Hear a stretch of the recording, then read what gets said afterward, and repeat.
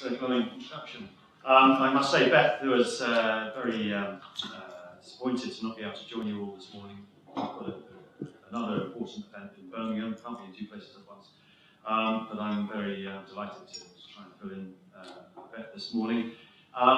This is really an esteemed audience and something to take really seriously. And as well as the names you mentioned, we're also joined by colleagues from HS2, including Hezron, Ricketts, and Victoria Winder this morning. So if you have any particular questions about HS2 that I can't field, then I'm sure the colleagues will be able to step in. A couple of words about me. I've been with HS2 for just over a year, and my job is internal sponsor.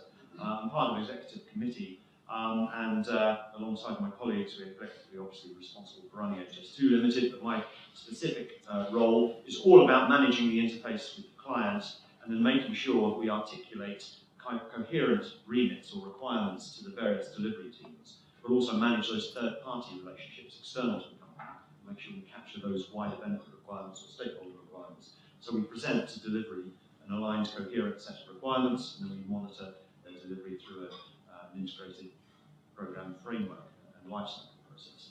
So that's my role at HS2. A couple of words about my background. I was previously with KPMG for 4 years. I ran a small practice dealing with project management advice. And again, I don't pretend to be a technical specialist in the NEC3 form of contracts, but like many of us have come into contact with it, sort of program manager, program director over recent years, quite a lot. So in KPMG, we did a particular review of London Underground subsurface signalling contract and found a number of dimensions to the way that was being run in the application of NEC, which was quite relevant to our findings on that. And that's on TfL's website for your adaptation, should you wish. Previous to that, I was with Nichols Group and ran a number of jobs, including the Tube for a couple of years, and was project engineering manager on East London Line. Again, those projects were, I think, quite significant in that they embraced NEC3 in kind of the early stages of its adoption across the industry. Prior to that, I worked on the Jubilee Line extension. The reason I mentioned that was IChemE, and that was fraught with all sorts of issues. And it's funny, I think, looking back, many of the areas of even building the Jubilee Line extension, where it worked really well, we kind of exhibited the kind of contract management behaviours that I think NEC is seeking to uphold and pursue in the way it's structured. So I guess I've got some relevant experience, maybe we'll touch on that a little bit when we come around to questions. So, but I'll just start off by talking a little bit about HS2 as a programme. It's actually large, at the moment, Crossrail, which is Europe's largest mega programme, but I was on Crossrail as well for a couple of years, and that embraced NEC3. And we recognised there it's really important to engage with supply chain, but also in our programme management teams in undertaking formal training and development of all staff so they could be familiar with the use of NEC3, because it does, as you all know, it does require some really strong familiarity and understanding, because unlike other big contracts historically, from my perspective certainly, the key factor about utilising NEC3 is it requires real proactive kind of commitment from both the client side and contractor side. And I detect over the years that there's been a little bit of a reluctance by certain large organisations to engage with that because it places an immediate demand, certainly client side, to manage much more closely the relationship with the supply chain and be much more responsive to change in play compared to other big contract forms. But I think I detect the industry is stepping up to that mark, and clients are stepping up to that mark, and certainly we're going to be trying to do that at HS2 Limited. HS2 is even bigger than Crossrail. And looking back, something like 180 years to the opening of the original Euston station,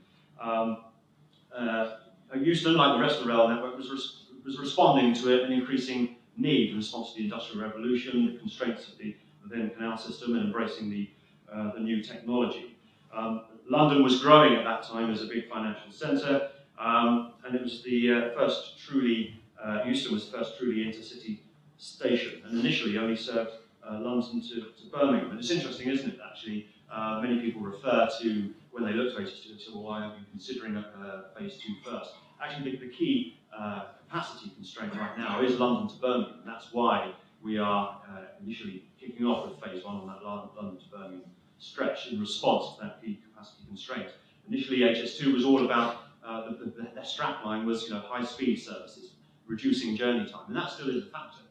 But the dominant influencer for us in HS2, the real need, is increasing capacity around the rail network on an increasingly constrained railway network. Initially, this station had just 2 platforms when it was built, but now we're up to something like 18 platforms, and it's already feeling overcrowded. In fact, many of you, I'm sure, who use Euston on a regular basis find there are certain times of the day or even during the week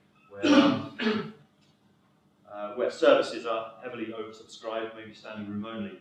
And if you look at the utilisation figures, you can see that we really are starting to push the boundaries of capacity on that level. And so HS2 really is responding to those capacity demands across the network. And as you can see, and again, many of us that are closely involved in the railway industry are acutely aware that, that the patronage on the wider rail network is growing hugely. And since the change in the industry structure back in the mid-90s, there's been pretty huge growth across the network, and that graph is trying to reflect the recent growth and the predicted increase in patronage across the network. So in terms of HS2, what we'll deliver, we are, for those familiar with the wide network, you recognise that map. Phase 1 is the London to Birmingham section, and then phase 2 will extend services up to Manchester and Leeds. The scheme includes revamping Euston station and ultimately Leeds, Manchester, and one of the Sheffield stations there as well. Building new stations at Old Oak Common, Birmingham Interchange, Curzon Street, and also in the East Midlands. We'll have a dedicated passenger network and a release capacity on the existing lines for freight and commuter trains as well. So we're planning to deliver in 3 main phases. By 2026, we'll deliver the London to Birmingham section of the route. By 2027, we'll see the connection to Crewe, and that was announced by the Secretary of State just before Christmas. And by 2033, we'll extend that overall route north up to Manchester and Sheffield and Leeds, forming the phase 2B. So we've got phase 1 to Birmingham, phase 2A is to Crewe, and then phase 2B is up to Manchester and Leeds. The journey times will be transformed. It'll take us 45 minutes to get from London to Birmingham compared to 82 minutes today.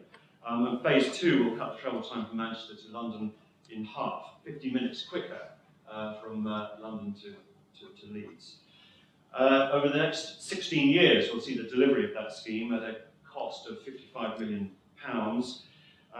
But the intent of this scheme is not simply to deliver a transport solution. This really is focused on delivering economic growth. We want to be a catalyst for change, to try and connect those key northern economic powerhouse cities to London, and so become a catalyst for that kind of growth and economic transformation. And it's already starting to change behaviours. We're starting to see major companies move north to take advantage to that expected change. And there'll be many thousands of jobs and opportunities across the industry. And here are just a few that will be affected.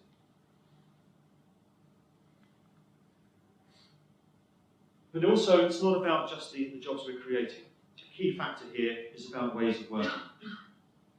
And therefore, not only do we need to be a catalyst for economic growth and change across the UK, we need to try and encourage new ways of working, new behaviours, and bring different skill sets or enhanced skill sets to different parts of the industry. And therefore expose perhaps different tiers of the supply chain and different dimensions of the supply chain to high-speed rail as an industry and rail as an industry. And so we get that proliferation of understanding and that increased familiarity with this kind of industry. So that in the future, even post HS2, we leave behind an industry that's more capable to deliver, and is able potentially to export or exploit those future schemes that are still in the pipeline. So in terms of the opportunities, we expect the direct contract opportunities to be in the 10s, low 20s, those significant major tier 1 contractors that we enter into relationships. But the other second tier and multiple supply chain relationships that fall out of that run into the many hundreds. And here's an overview of the scale of the enterprise. We've got some very significant enabling work contracts which are out to ITT, expecting to award in Q3. And then we've got flow down opportunities which are likely to come through in the following year. So sorry, that's enabling works I was referring to there. We've got the main work civil contracts which are in play currently, which will come through next year, and the major stations contracts which are currently in planning. But we're likely to see a significant upfront client-led engagement on stations through the design and development stage. Stations we recognise are a particularly key opportunity area for us, not in terms of just delivering, again, the transport solution and for them to operate their role as passenger termini, but actually to be hubs along the line of route for regeneration. And therefore, we as a delivery organisation can't solely set out the vision for those stations, and there's a huge stakeholder engagement exercise to make sure that the stations that we deliver, the way they're designed, the way they operate, not just as transport termini, but as part of their local community, responds to their local needs. And therefore, we are very excited on the importance of including stakeholder engagement, communities and local businesses in shaping those stations as effective solutions to be a catalyst for growth and regeneration in their immediate area.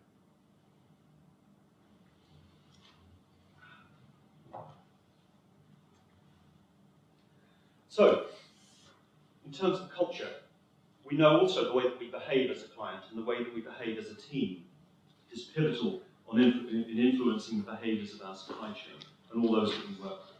So we've set out these key cultural behaviours that we regard as our target behaviours that we must comply with, and also how we expect our colleagues in the supply chain to behave and work with us, and with stakeholders also.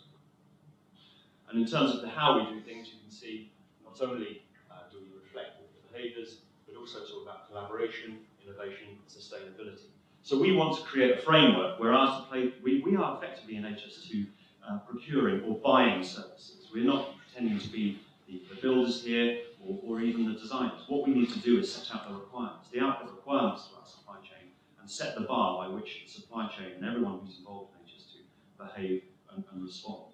And what we want to do is encourage those behaviours in terms of delivering innovative solutions. If we can set that framework out, we can set the output requirements, we look to the supply chain to respond to those. And here's a brief overview of HS2. HS2 is a catalyst for growth, connecting Britain safely. We're going to build the safest railway the UK has ever seen. Right from the very beginning, we've had health and safety at the heart of everything we do, from how we design the railway and stations to our working practices and how we affect people nearby. So we're making a series of tangible commitments that demonstrate we care for our workforce, our future passengers, our neighbours, and for the public. We'll create an environment where no one gets hurt. That means acting now to remove risk from our processes and practices wherever we can. At HS2, health is just as important as safety. We want our workforce to be resilient so they can flourish while they work with or for us. That means helping them in their well-being, no matter where someone is working or what they do. We'll work to reduce the top 5 causes of occupational illnesses, focusing on work-related cancers, noise, skin irritation, respiratory illnesses and vibration.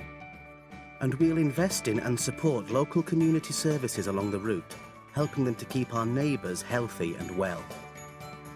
Community safety champions will work at the heart of our communities to get to know our neighbours and deal with their concerns in the best and most relevant way.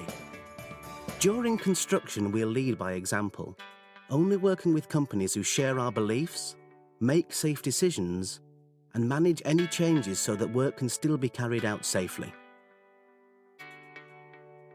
We'll be smart about how we work, reducing the need to commute to our sites and the level of traffic during construction, for example, by creating park and ride hubs. And when the railway is up and running, our communities will benefit from improvements to local amenities, such as roads and access. If our workers have to go trackside, they'll be protected by sophisticated safety systems.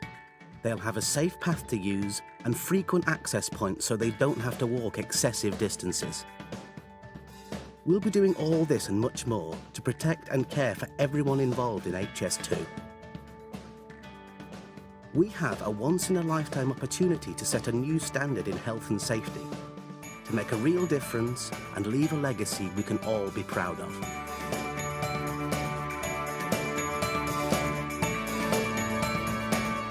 HS2, safe at heart.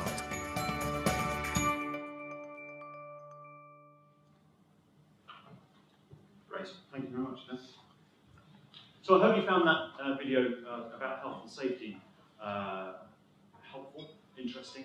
Certainly I think what we're trying to do at HS2 Limited is push the boundaries of how we engage collaboratively in response to the values and way of working I spoke about. And I think safety, as you just saw on the video, is a key tenet. It's something that we can all engage with. But again, at HS2, we're about setting the objectives. We're not trying to prescribe ways of working on the supply chain. We know we've got a pretty mature construction industry that from a health and safety point of view has quite mature processes, in fact leading edge processes, with great experience of working on some of the greatest mega programs. So what can we as a client like HS2, what can we do to add value to the industry? Well, I think there's a couple of things. We can set goals and objectives and output requirements that gets the industry to behave and to deliver in the way that we want the industry to. But also we can set a framework which gets everyone operating and working together in a joined up way. So we get consistency across the supply chain. And therefore, when we see best practice, we can see that proliferate across the supply chain. And also to see that cascade down the supply chain and deliver that kind of wider industry learning that we're trying to achieve. So the key word here is collaboration.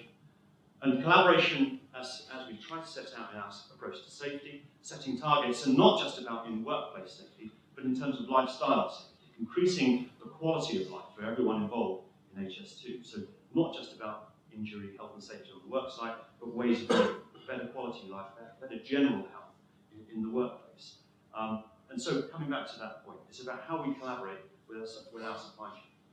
And the NEC form of contract, therefore, is pretty key in helping us to achieve that in the way that we manage and subcontract, providing clarity and simplicity, consistency across our government guidelines. So increasingly NEC 3 is prescribed, not just recommended by government across public sector projects. In 2012 in the Olympics and at Crossrail, NEC 3 has been heavily used, and promoting a non-adversarial approach to managing contracts generally. In application of NEC 3 so far, not least of which in our design contracts with the PSCs, we've learned a number of lessons which we're seeking to include in the next wave of contract documents that are going out. Use of the early warning process, for example.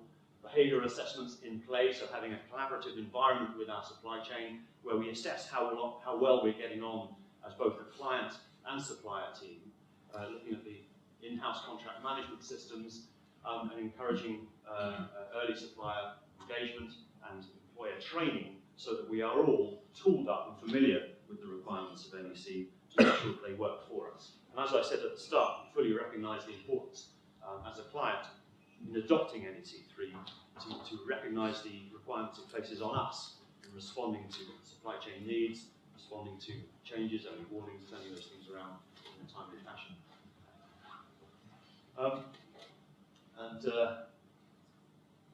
This is the link to where you can both find out what our pipeline of contract opportunities are and how we're engaging with the supply chain going forward. So, in summary, our vision at HS2 is to be a catalyst for growth. We're seeking to adopt behaviours across the supply chain, encourage collaboration we're trying to establish a framework for delivery that encourages innovation and brings innovative solutions to the industry in a way that everyone can learn from. And in summary, that concludes my overview today. Thank you very much indeed.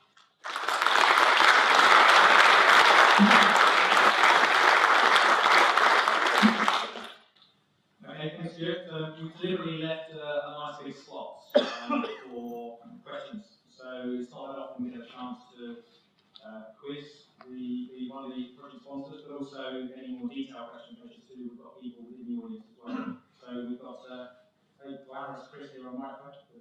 I'll just say Chris. So any questions for Stuart?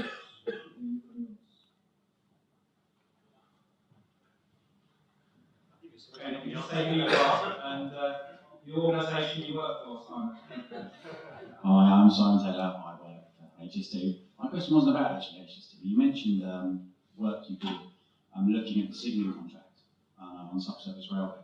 I just wondered what your thoughts were, maybe some of the sort of key threads. I know that contract went through quite a difficult time. So what are some of the findings that you think really sort of why some of the causes behind that, and some of the lessons that you hope you bring across the project? Yeah, the report is on TfL's website. I think there are a number of common threads, I think, which we've seen across the application of NEC3 contracts over the years and many projects. I think that both client and supplier in that instance found it difficult to secure agreement of a baseline delivery program, which of course NEC3 depends on to be truly effective. And that's because there was an awful lot of uncertainty in the early stages of the program. I think the procurement process itself, didn't work as effectively as it might, because LU, I think, was operating in a very constrained market, by which I mean the supply chain didn't have a rich forest of solutions out there. It was quite constrained in who it could go to. And the way the procurement was done, I think it led them down a particular path. And if they approached it slightly differently, as I think they have done more recently, in the second go at that, they may have had a better outcome. By which I mean specifically setting out requirements that recognise the particular environment that LE operates in, rather than setting out a more general situation. And I think another factor, of course, is the economic climate at that time, which again constrained the client and how they could operate. But I think if I was to point to one thing, I think it would be, in terms of executing the contract, the difficulty they had in agreeing a base understanding of the scope in the first place, and consequently an agreement with that base program.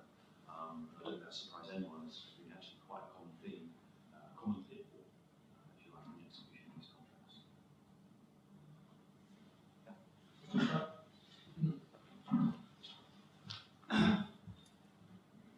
Hi there, Richard Patterson from Ottman. I've got two questions at complete extremes of detail. At the top end, given that you're project sponsor and projecting this to Joe Public, isn't it time to have a dotted line for HS3 between Manchester and Leeds? Because you look at the picture and it just says London-centric. Much more detailed. Most people in the room here would like to see NEC being used more and more along the supply chain.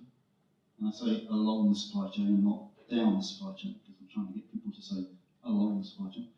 To what extent is HS2 going to either encourage or insist that its tier 1s and tier 2s pass NEC along the supply chain? That's a detail. Sure. Okay. In terms of HS3, I think you're right. We should acknowledge it. I think this is the HS2 limited scope of works. Clearly, we're part of a bigger program. And if you might call my points about being catalyst for growth, we recognise very much that we've got to reach out, and so we can't. We're not geared up or funded to project generation solutions, and indeed, in the light of the kind of devolved governance around investment up the country, really we have to look to local authorities and facilitate, assist, and integrate with their plans and try and develop solutions with them. And HS3, I think, is the transport for the north is just one really massive area that we need to make sure we're integrated with, and indeed we do have a massive interest in this. In terms of the application of NEC3 across the supply chain, I think we have mandated it. I look across to my I mean, I think our intention is that NEC3 is regarded as the industry standard now that we want to see adopted. That's what we're adopting. It's in line with government guidelines, and I think we're expecting our supply chain to adopt it in the flow down contractual relationships down each tier. I don't know if anyone in the audience or anyone of my colleagues. Yes. I think it's a bit like the Olympics originally found. It's difficult to mandate, but you can strongly encourage, and you can make it very difficult for them to do anything about it. So I think that's kind of. Thanks for that. It's one of those questions that I'm sure Beth was here, which she could actually give you chapter and verse on in great detail. But certainly what Glenn said, I understand to be the case. Perhaps more importantly, actually, we are not only managing the contracts for NEC3 and setting clear scope, work information and requirements on our supply chain, we are also managing performance and monitoring performance across a balanced scorecard of behavioural and performance measures. Whether or not NEC3 as a contract is mandated, we are setting out expectations on the supply chain in the way that we expect them to interact with their lower tier suppliers, which I'm sure is in line with the principles of the NEC values. On one of your slides, you had on one of your slides you had values where you are on that side, and you had a little thing and it had two lines coming out the bottom which said collaboration and innovation. Yes. So the question I have is very relevant to what we're going to talk about and we'll learn something. Is how specifically are you driving collaboration throughout the supply chain? So across, down. How specifically are you driving innovation across, down the supply chain? So when I say across, one contractor doing something really good. How do you spread it across the program? How do you get the innovation that comes from the down the supply chain, up and then across? Well, with much of our kind of contracting strategy, we still have opportunity and latitude to design that in and build that in. But I can speak for our main works civils contracts, which again, some of you may be involved in, so I'll try and keep it to general. But we are adopting an early contractor involvement approach, specifically to respond to the need to bring innovation and collaboration in the development of the delivery of those contracts. And so we've set up a structure which will place obligations in that first stage of development upon our supply chain to identify value management opportunities, value add opportunities, either in enhancing the outputs, in maximising benefits of the project, or obviously in identifying opportunities to reduce costs or improve ways of working. And that's an absolutely key dimension of these main work civil contracts. So we're structured in such a way that we are encouraging the supply chain to bring forward, actually incentivising the supply chain to bring forward value management, value add opportunities, but also to respond. I mentioned just now the balanced scorecard measures. We're setting out those requirements, those objectives of the programme which are most important to us, and trying to encourage the supply chain to respond to those and bring forward value add opportunities which are in line with those areas of value add. Furthermore, we're trying to put in place a framework of assessment of opportunities which not only reflect the classic what do you do to reduce capex, but actually from a whole life perspective. What adds value from a whole life perspective, or responds to these wider benefit objectives that we've set for ourselves as a programme. And they materialise in issues as wide as, does the opportunity that this innovative opportunity that you supply chain bring forward, does it add value to the overall programme benefits, the programme outputs? Does it raise our health and safety standards, perhaps? Does it raise the engagement with local communities? Does the opportunity you're bringing in maybe allow us to employ more apprentices or local tradesmen, women, maybe local catering and supply businesses? So what we're trying to do is foster innovative approaches that maximise value to the project at a core level, but also promote those wider benefits that we know HS2 is here for. And that's that structure which we're trying to use. In terms of cross-fertilisation of knowledge, we are structuring our contracts so that we do try and gain best value in knowledge transfer across the contracts. Of course, there's going to be a degree of IP consideration, perhaps, that needs to be taken into collaboration across all those contracts to share best value, best working opportunities across the supply chain so that everyone benefits. And we've tried to structure our kind of payment incentive structures to allow that, to, in fact, to promote that happening rather than feeling people have to be protected around those opportunities. Does that help? Detail, but certainly might be. No, so I don't know if any of my colleagues would like to. Simon.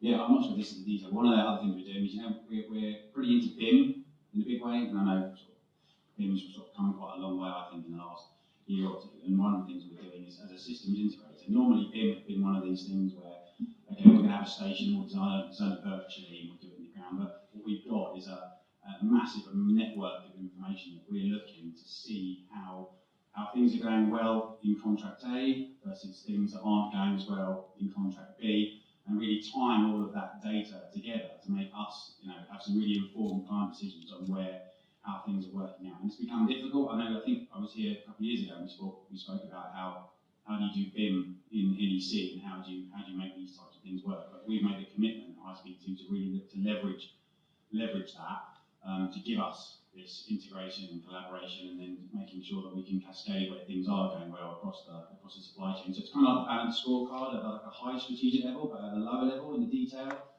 we've got this massive amount of information, which on a £55 billion job equals quite a lot of data. But we're really committed to putting those systems in place so that we can make those decisions.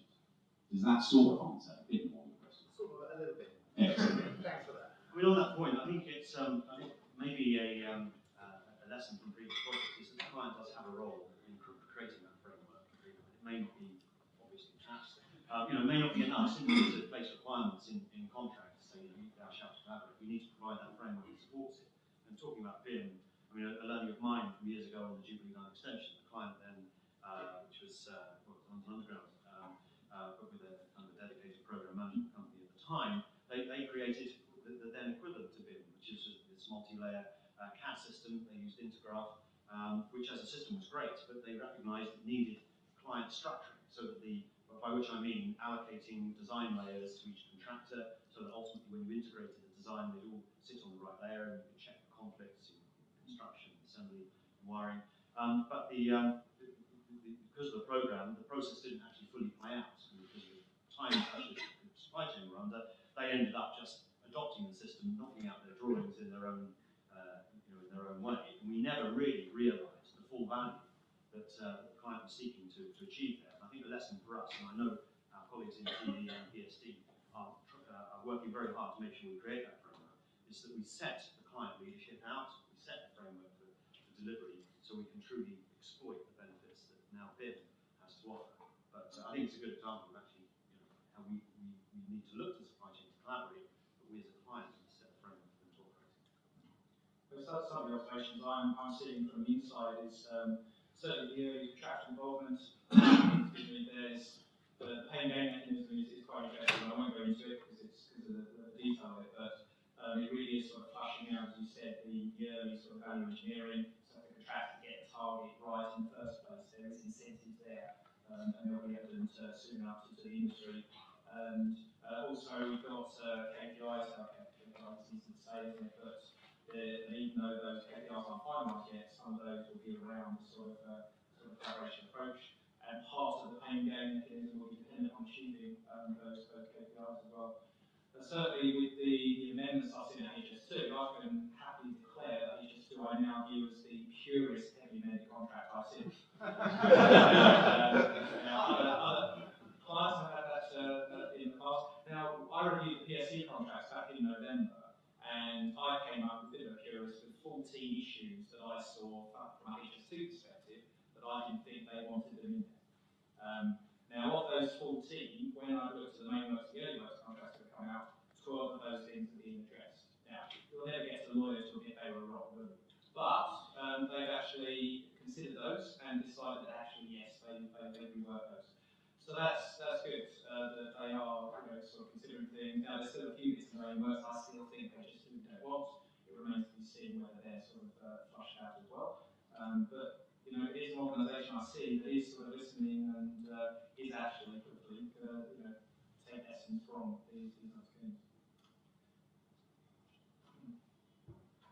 I was heading on to the next question was about how you're going to incentivise the contractor in that early contractor, the first stage, which is, I really look forward to seeing some of the detail of that published and shared with the industry, because that's the thing that we're all struggling with.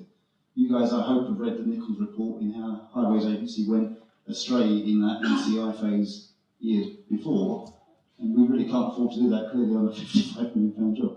Billion, sorry. So I just hope that some of that stuff gets shared and published sooner rather than later. Yeah, well, the early works is out, and the main works is out. I saw a big document up in Birmingham a week or so ago. So obviously they're out in the public domain to a certain degree. So that will be quite a big. So it's not revolutionary, but certainly as I've gone in and thought, yeah, actually I couldn't have thought of a better mechanism to do that. It's never easy. So we'll be able to report on that. So next time. Even in the group, we can announce when it is a bit more sort of public domain. Hey, this is what HS2 are doing. What do people think of this? Time for one or two more questions. One of the faster.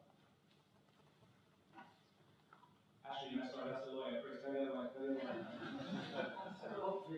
The last one, but enough hidden around here. Rob Horn from Simmons. I guess my question is right at the very macro level. One of the things that's a big challenge in the industry now and over the next 10 years is the amount of mega projects that are coming through the pipeline. And I'm interested just to know how much time HS2 as an employer spends looking at the rest of the industry and aligning its programme of works to make sure that there is always going to be sufficient resource available with the right skill sets in the right places at the right times. Yeah, I am acutely aware of the kind of constraint you speak about. Certainly I was part of the team when we looked at highways, and the highways programme, I think, suffers to an extent in terms of being able to plan strategically to map capacity of the delivery chain, supply chain to delivery requirements. But I think in rail mega programs, that issue is exacerbated because we have so many specialist staff, specialist skills required in order to enable delivery at key periods through the design phase, through detailed design and construction, and particularly at the back end around issues of testing and commissioning those specialist skills over the line and signalling and so on. So it's an absolutely key issue, and I think we don't have to look back too far to see, back in the mid-2000s when we had a particularly intense period of infrastructure delivery in rail, we had the convergence of Thameslink 2000 as it was then, we had the Channel Tunnel Rail Link, we had the mega London Underground upgrade works, particularly around the King's Cross area, all converging on a very brief period of time. And I think for those who may recall that period, you saw a number of pressures come to bear on the supply chain, and rates went up, and scarcity of skills was a big issue, to the extent that even some of the big commissionings, you'd find that specialist contractors had overcommitted, and you get these big Christmas commissionings where people wouldn't turn up because they'd been sold to another job in parallel in the hope that only one or two of these things would go ahead. So I think it is an issue, and we as a client are in a responsible position to try and make sure that we manage our demand in a way that is cited on that supply chain constraint where it exists, and that we work with the supply chain. And I think to fully cite the supply chain on upcoming work. And I think as long as we have, I think there's a greater lesson for we as a country. And I think in the last few years we've seen IUK particularly and successive governments try to respond to that kind of frustration in the marketplace by setting out plans for investment. And we've seen the IUK route map, the IUK investment programs come out to try and signal to the supply chain that actually there is a big intent to supply, to identify where those injections of investment are going to happen, and to try and encourage the supply chain to respond. So I would also observe that where that's happened in the past, the supply chain has sometimes felt left high and dry and frustrated, because despite signals from government or major clients, those investments haven't always followed through. And I've seen firsthand how major delivery suppliers have built up their capability in anticipation, maybe trained up people, and then found themselves in a slightly reduced market. So I think that certainly from an HS2 point of view, what we're trying to do is signal to maximum degree and let the supply chain know when we anticipate delivering, when we anticipate approaching the market, and how we intend to go about that. In terms of market constraint, market capacity, that's heavily influenced the way that we've structured our contract footprints for delivery to try and engage the right scale and size of supply chain and encourage the right teaming within the supply chain. But another thing we're also trying to do is work closely with other major clients in other infrastructure companies, transport infrastructure, highways agencies, of course, Highways England rather, and the other transport operators and utility companies. So we start to get an alignment in the way that we engage with the market, in the way that we signal our expectations for delivery. And I think at the moment that's probably the best we can do. And I don't know if you've got any strong views about how we could do that better. No, it's just a very difficult question. I think at the moment, particularly around skill sets that you can see coming up maybe in the next 5 years, with Thames Tideway coming on stream, with Crossrail 2 starting to pick up just as Crossrail 1 drops off, and HS2 coming through with the enormous amount of tunnelling works it's got. You can see the skill set in tunnelling in particular is going to be really stressed over the next maybe 5 years in particular. And when you look at the consortia that are bidding all of these projects, it's the same names going around in circles. So, where's the tunnelling expertise going to come from? We're buying in a lot from outside at the moment. Is that the right thing for a sustainable English UK construction market in this sort of heavy civils work? It is, and I think the opposite word there is sustainability. When you say sustainability, I think for us that means we've got to set out a trajectory over the coming decades of confidence that there will be investment ongoing in similar schemes, and that way we'll get a supply chain that has capacity that's matching demand in a predictable way. The danger, or good thing from my perspective, maybe, when you, as soon as you start stressing the supply chain in particular, you start seeing disputes. And I think London 2012 got away with it because there wasn't much else going on. The market was fairly soft. Crossrail 2 hasn't had another really big infrastructure project going alongside it. Again, the market's relatively soft. In the next 5 years, that's just not going to be the case. I think the market's going to be really hard, and the chances of there being disputes and the need to manage those quite carefully is going to increase dramatically.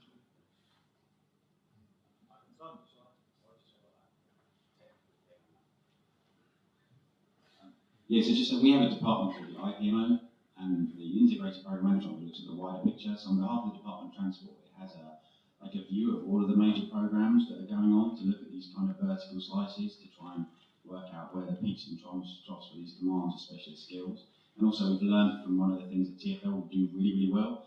So they have like an overview of all the contracts that are going on in all the major upgrades and station works. And what they could do is they can see which suppliers are kind of, which ones are the most prolific, which ones are they using, which ones they're looking to award to.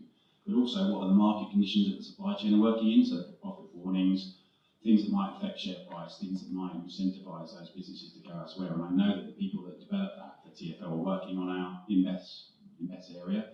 So it's a combination of strategic planning at a high level, looking at these big programs, but also some really good techniques and lessons learned as to how to get an overview of the market conditions and supply chain, and that's some of the things that we're doing at the moment, which is cool, right? Yeah, I think they're all excellent health factors. In a crisis, we've seen the industry far back to the corner gauge cracking crisis in the mid-2000s. The industry responded. Network's client leadership. There was very careful command and control to make sure that resources were deployed. But I think we shouldn't lose sight of the flexibility. When you talk to supply chain, the big delivery companies, they say if you can give us advance warning, if you can see the demand, we can respond. We can recruit, we can train up, we can partner. So I think it's all about some kind of Stalinist, control approach. There's also setting a framework and encouraging the supply chain to respond. Fantastic. Thanks again for your time, Stuart. And I'd just like to close by saying, I'm sure everyone agree, you're much better looking than Wayne Rooney as well.